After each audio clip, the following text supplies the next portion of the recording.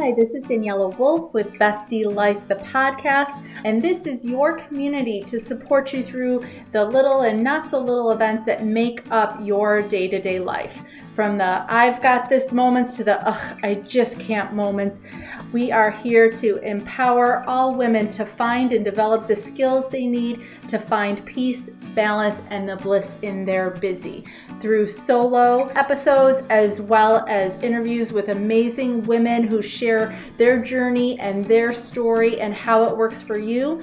I hope you find the inspirations to make you laugh, think, as well as maybe rethink what you thought you knew, and connect as we realize that we are all living similar ups and downs and don't have to do it alone. So excited for you to hear this episode, and thanks so much for joining me today. Hi, this is Daniela with Bestie Life, the podcast, and today I am so excited for you to meet Trina and Tara O'Brien. They are the co-founders of Power Mom. They're authors, speakers, coaches, former collegiate athletes, as well as health and wellness enthusiasts, plus all things sports lovers. They're also partners in business and in life, and moms of twins, a boy and a girl. They have launched a book called Crush the Mom Guilt, Transform Your Life from Crappy to Happy and Ignite Your Inner Greatness. And it empowers and inspires mom to really overcome that deep-seated feelings of regret and imperfection that often come with motherhood. And I'm so excited to dive into this because I think when it comes to a lot of the things with motherhood, whether it's lack of time, which can be tangible, stress and overwhelm, which you can list activities, guilt is that one thing that's like a little intangible. It's a little bit harder to explain. It's a little bit harder to kind of get out of. And so the fact that you guys wrote a book about it and it kind of dives into 4 power components to help you get through it, I can't wait to dive in. So thank you so much, ladies, for joining me today. Oh, thanks for having us. Thanks. So I know that was a lot of information that doesn't even begin to kind of summarize what you guys have done. Can you share a little bit of the background, what led you to writing this book, and kind of go from there? Yes. So thanks for having us. So happy to be here. Power Mom started about 8 years ago now. Trina and I, as you said, are partners in life, partners in business. We're moms to 9-year-old, well, just about 9-year-old twins next week, boy, girl. Tegan is our daughter. Tegan has some special needs and some difficult challenges. So we understand that part of life as well. And Tristan's our little guy. But really for me, I was working in corporate America, and it was a very telling moment in our life that I really, I was an athlete growing up and was working in corporate America then right after I had the kids. And I got in the car and it was freezing cold one February evening, and I literally lost my brain. Like I went crazy. I was hysterical crying, slammed my hands on the steering wheel. I remember screaming and I had no idea what was happening, but I just knew that the feeling of going home to mom after being at work all day felt super daunting. And it wasn't for lack of love, it was for lack of not loving myself, and really understanding that something was happening and I didn't get what it was. You remember that? Oh yeah, definitely remember that. And that's really what started this whole journey of Power Mom, is as athletes, as massage therapists, as understanding how to fuel the body, as understanding, the importance of relationships. It was lost. And it was lost due to this thing that nobody talks about.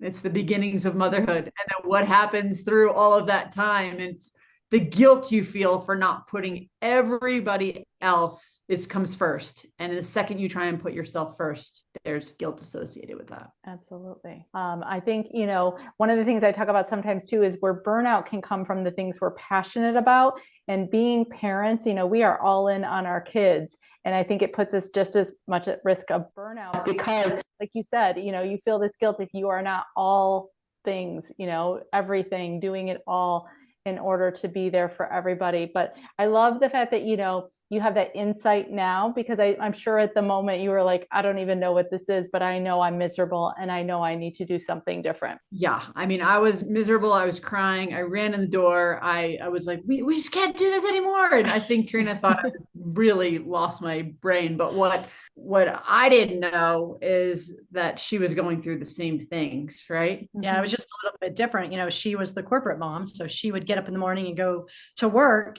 And here I was left with two little babies, which in itself, here I'm a new mom, first of all, and then you have twins, and that's just a little bit different of a dynamic. And so I was suffering too. I wasn't finding time for myself. And so as we sat down and really started talking about it, while from different perspectives, at the end of the day, we were both feeling the same thing, which is we know the things we need to be doing to take care of ourselves, but we weren't doing them. And so that led us to begin to dive in.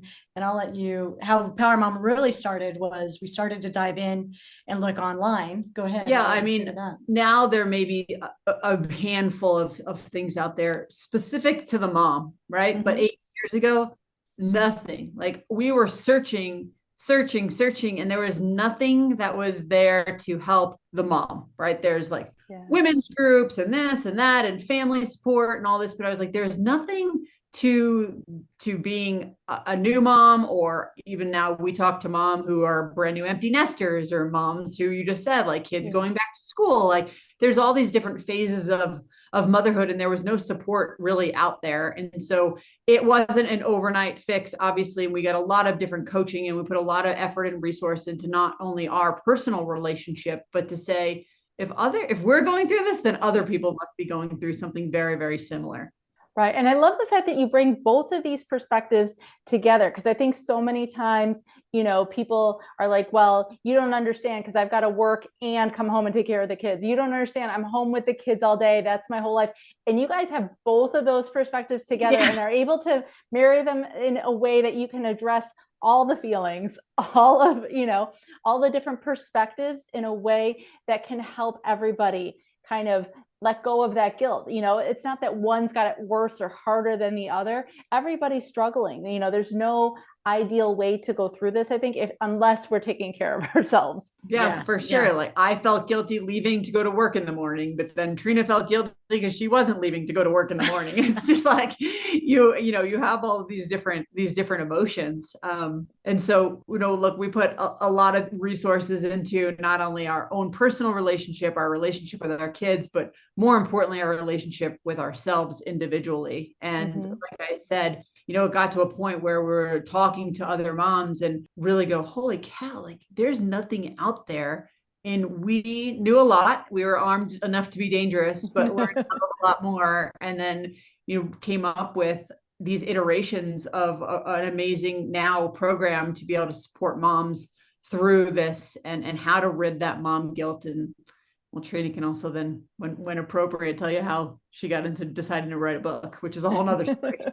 But I love the fact too that you almost kind of look at the fact that being a mom has less to do about the kids and everything to do about where we're at and how we're doing. Yeah. Like it's the hardest, most rewarding thing. And every mom listening to this right now will shake their head and go, yep, they're dead on, because it is rewarding. It is challenging. But at the end of the day, you can't give and be your absolute best to your closest surrounding people until you're your best for yourself. Yeah.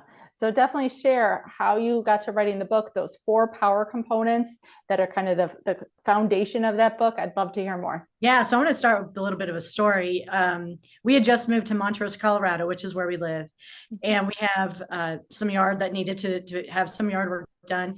So I had gone out to the shed and gotten my weed eater and put on my headsets. I decided to listen to a book, and there's an author I love. Her name is Annie F. Downs. If you've never heard of her, check her out. She's just a fantastic storyteller.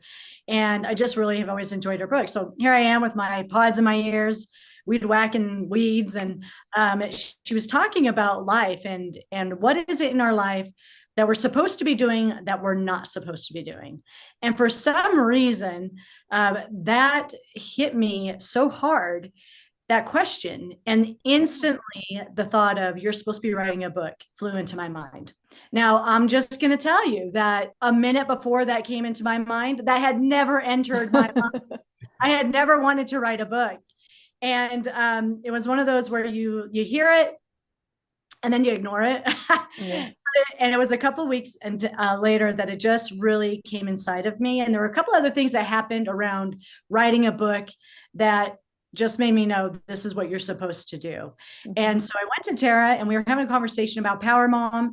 And I said, I want to write a book about it. And it was such a fantastic journey. There were a lot of fantastic moments and so much greatness. There were some hard times. I will tell you that picking out the name of the book and the subtitle probably were the most stressful of the book writing, as odd as that sounds. It was easier to write the book than it was to pick out the name.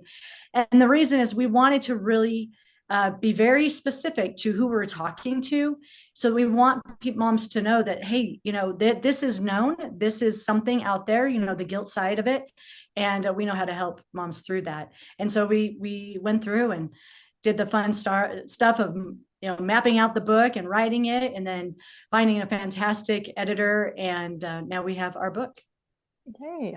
So in the book, you talk about these 4 power components when it comes to getting over guilt. Can you share those principles? Yeah, go ahead. I was just going to say one thing too about this, similar to looking for a program for moms. You search like mom guilt, and there's a few blogs out there and a little bit of dabbling and a little touching. But what I love is just that we've really been able to be, cutting edge and kind of revolutionary on exposing this topic, because there's a lot of talks that we do and we're in front of, audience of moms, and they'll say, the second the word mom guilt comes out of one of our mouths, they're like, oh, it's like this air that's just let out because people don't talk about it. And as you said earlier, it's very subjective, right? It's not something that's super tangible. So once you say it, it's like, oh, that's the thing I'm feeling. And now this all sort of makes sense. But yeah, weaving that, and you guys offer options too, which is great. Because I think a lot of times when we talk about mom guilt,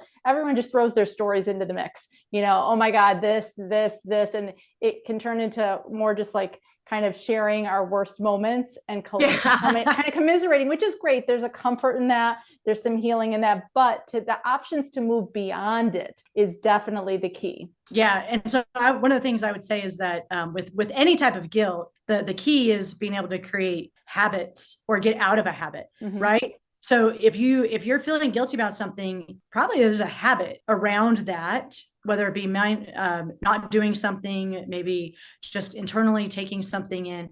And so the keys that we have are arming moms with ways to create new habits and to release the old habits and create new ones, so that guilt begins to dissipate and they're able to feel more inner greatness within themselves. And so I'm going to go through the power components. Are you ready for that? Yes, absolutely. So if you're able to, if you're not driving, if you're able to stop, grab a pen, grab a pencil, because you're going to want to write this stuff down for sure.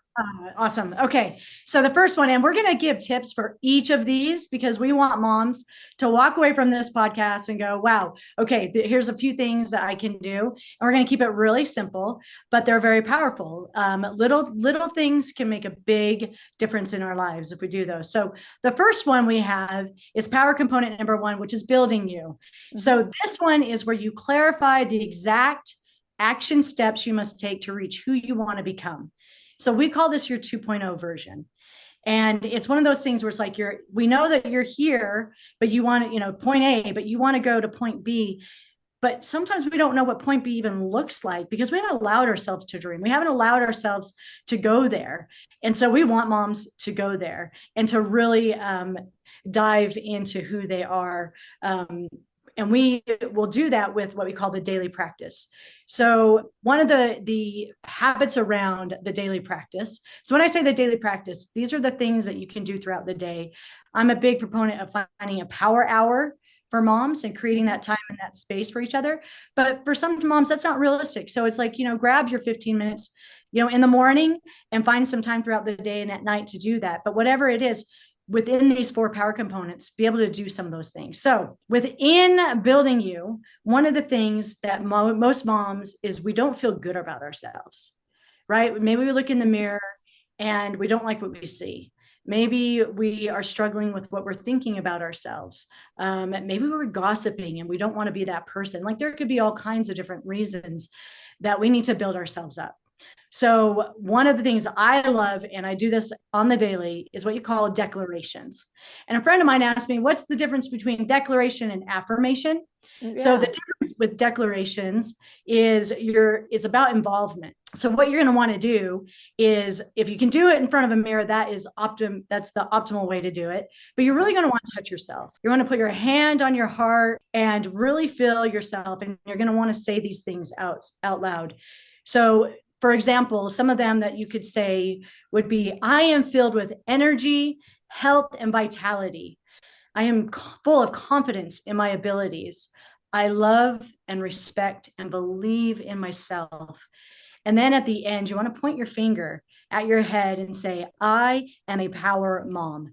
And for some reason, our bodies will take that in so much more powerfully than if we just read affirmations. Mm-hmm. It's saying it out loud, it's feeling it, and it's seeing ourselves say it that can make a huge difference. So I do this every morning. And I'll tell you, there have been times where I, gone on vacation and not done it. The moment I come back, I feel such a difference in my morning by starting it out that way. Absolutely. Well, because you've kind of trained your body to, that's one of the things you require, kind of like brushing your teeth and eating, that's part of your automation. And when you lose that part of it, plus, your brain is looking for that validation, you've let that go. So no, I think, when we let our habits go, when we're, on a vacation or in a different setting, it definitely has an impact. So no, that's a great practice though, because once you train your brain to hear that, you're going to start looking through it throughout the day. Your reticular activating system is going to notice those positive moments more so than the ones where maybe we didn't show up as our best selves.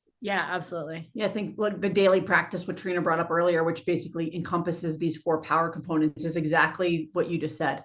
There's times in our lives, like none of us are perfect. No. So if your schedule's off or your things are different or your life looks different, it's like you can plug right back into this and it never wavers and it never. As athletes, you guys know that muscle memory. You train your body a certain way, you train your brain a certain way. Even if you deviate for a second, it's literally like riding a bike. It comes right back. Yeah. Look, we say all the time, and Trina blows this up in the book, but if you tell yourself you're not worth it or things are not working out, then we say, no kidding. Like that's because you just told yourself that. So yourself is going to believe exactly what you're programming it. So if we reprogram and sort of shift over to those things little by little, you start to believe that and live that. And then your surroundings start to attract that. Yeah. Right. So that's the first component, right? All right. So the second component is fueling you. So this is how to learn how to keep nutrition simple without counting points or calories. And look, moms, we all are like in a hurry. We go to make our kids snacks. And I don't know, the snack's that healthy, I don't know, but for some of us, that becomes dinner, right? Mm-hmm. Or we're missing breakfast and we're not getting our metabolism going first thing in the morning. Or, there's all these things, these habits we have, or we love ice cream late at night. So we talk about how to have a healthy life with nutrition. And one of the biggest tips that we give is around drinking enough water. So I'm gonna let you dive into that, Tara. Mm-hmm. Yeah. Look, most people don't know that over 70% of your body is made up of water and the power that water brings. And if it's one thing that your listeners do out of this podcast is start drinking more water, because you are going to have more energy. You're going to feel good about yourself. Your skin's going to feel good. Yes, you'll be peeing a lot, but here's the rule of thumb: is take your current body weight and cut that in half and drink that many ounces of water every single day. So if you're 200 pounds, 100 ounces of water, write down, find a favorite water bottle that we carry around all the time. No, probably not on, but water bottle that you love and just constantly drink throughout the day. And the benefits are amazing. And the fueling you component, it's not around diet, right? It's around complete and total habitual lifestyle and what you're fueling your body with.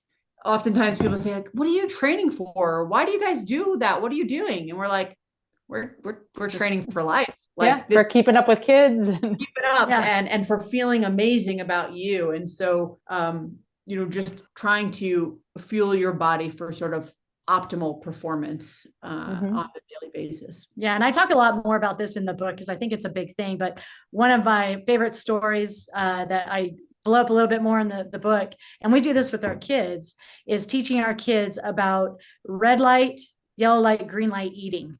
And so your green light eating are the foods that are really good for you. Your fruits, your vegetables, healthy grains, legumes, there's all kinds of healthy foods to have.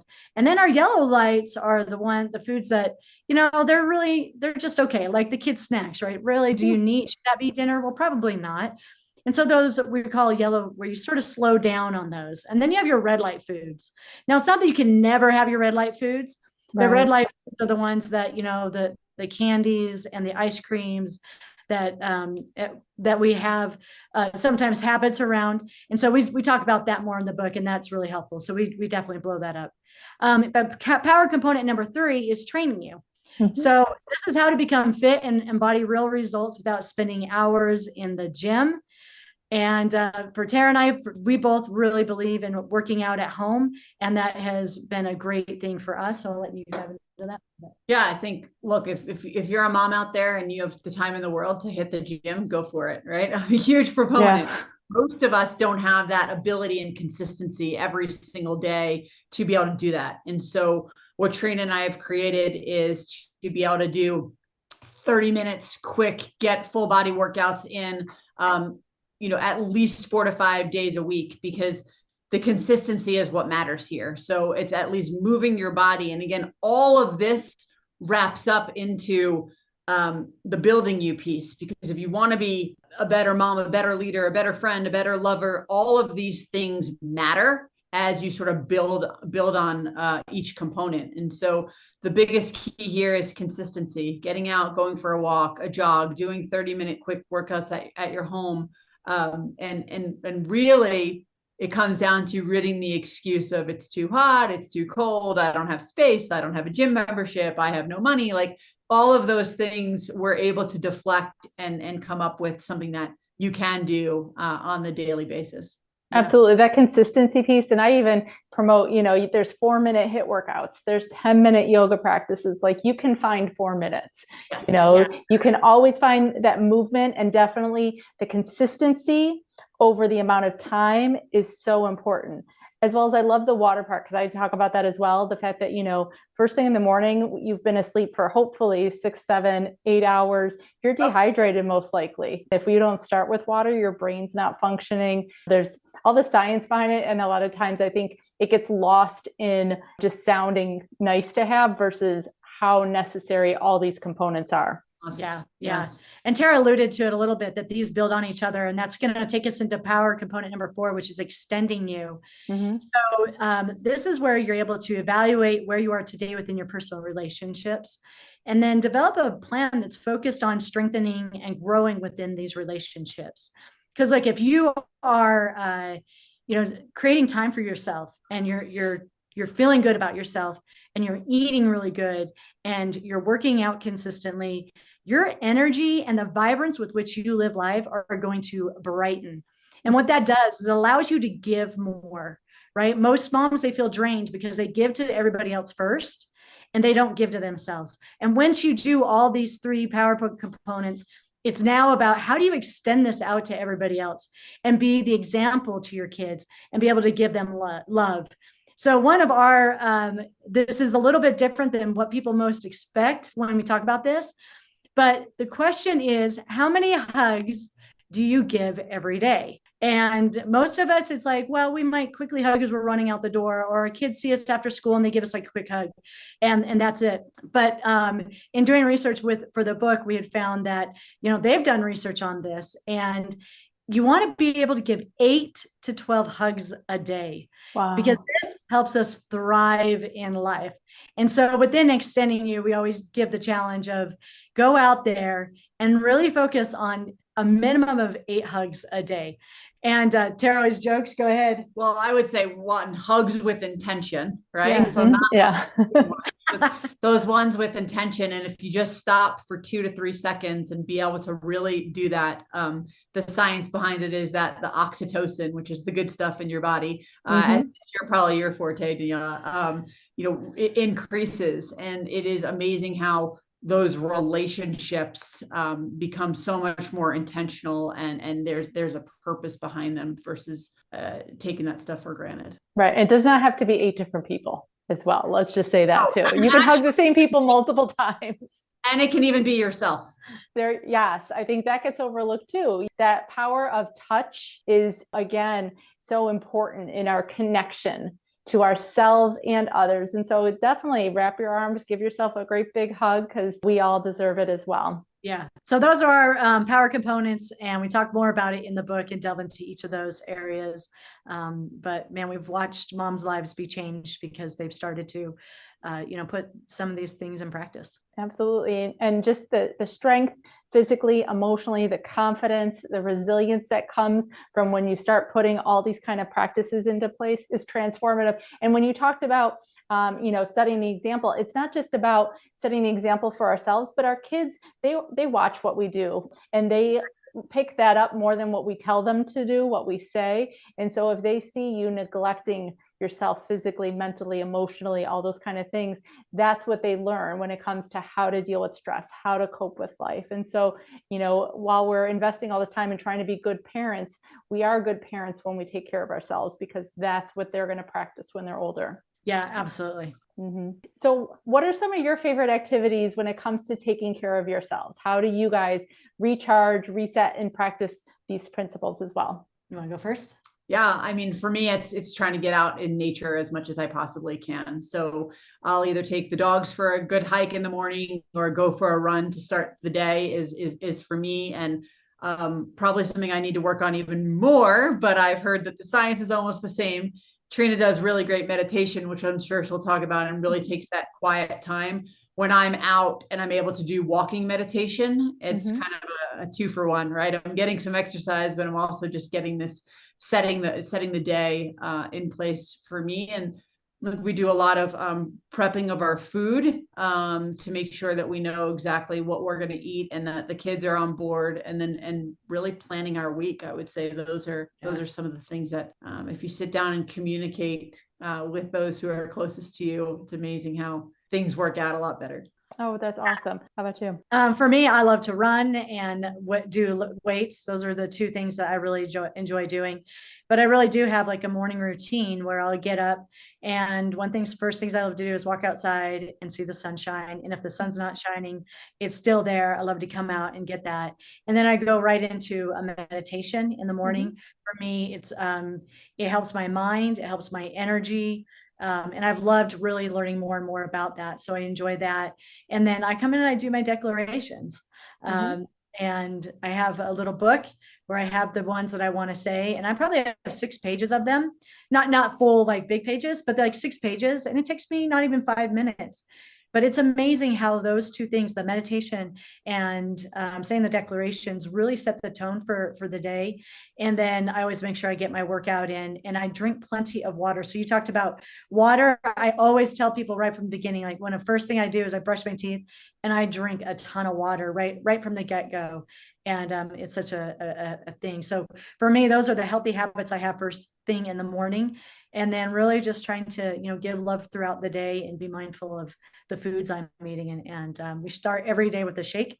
So I have a shake that we make every single morning to make sure we have good nutrition. So there's a lot of things, but I do want to say that while we do these things now, and it's very part of our lifestyle, it's not about moms doing this overnight. No.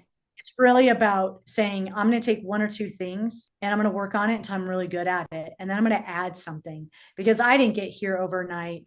And so that's part of why the book is important, why some of the programs we have are important, because we're going to help moms be able to create a healthy lifestyle. And I remember I had a conversation with a friend of mine. She's just like, oh my gosh, your life looks so perfect and amazing. And I feel guilty. And I said, look, don't compare. Comparison is not a healthy thing to do. It's more about taking action and taking 1 or 2 things and putting it into place and eventually creating the life that you want to live as well. Right.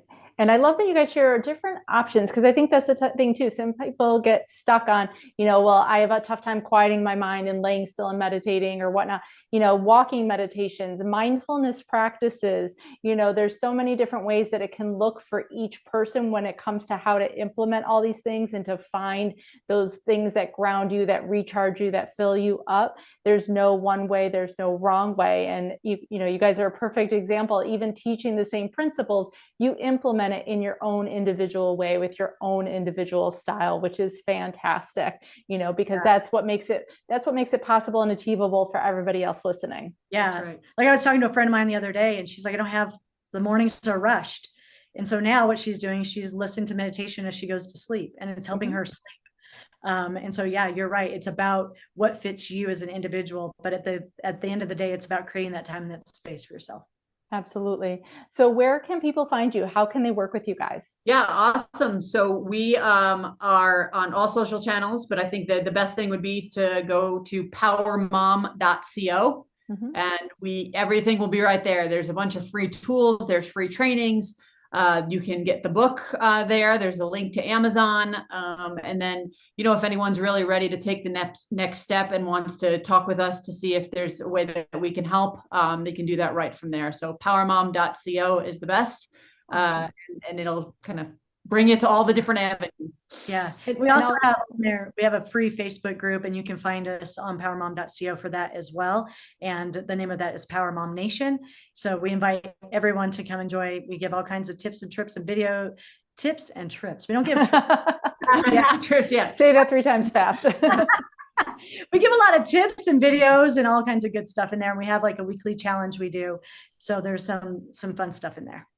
No, that's fantastic. And all those links will be live in the show notes below. So thank you so much for joining me, for sharing all of this amazing information. I know they have gotten just so much great knowledge. And just like you said, just one thing to take away, one thing that you can start doing is how you begin the process. Don't try and take it all in and implement it all at once. Just that one thing. And so, leave us a comment when you're listening to this. Let us know what you want to try, and definitely reach out to Trina and Tara, because they can help you change your life. Thank you so much. Thanks so much for having us. No, thanks. I'll see you soon. Thanks so much again for joining me today. I hope you enjoyed this episode. Please let me know any questions or comments that you have. Also, if you can please leave an Apple 5-star review so that this episode can be shared with more women. There's 2 quotes that I love. Alone we may be strong, but together we are stronger. As well as when women support each other, incredible things happen. So let's be stronger and incredible together, as well as maybe just have some fun along the way. Thanks so much, and talk to you soon. Bye.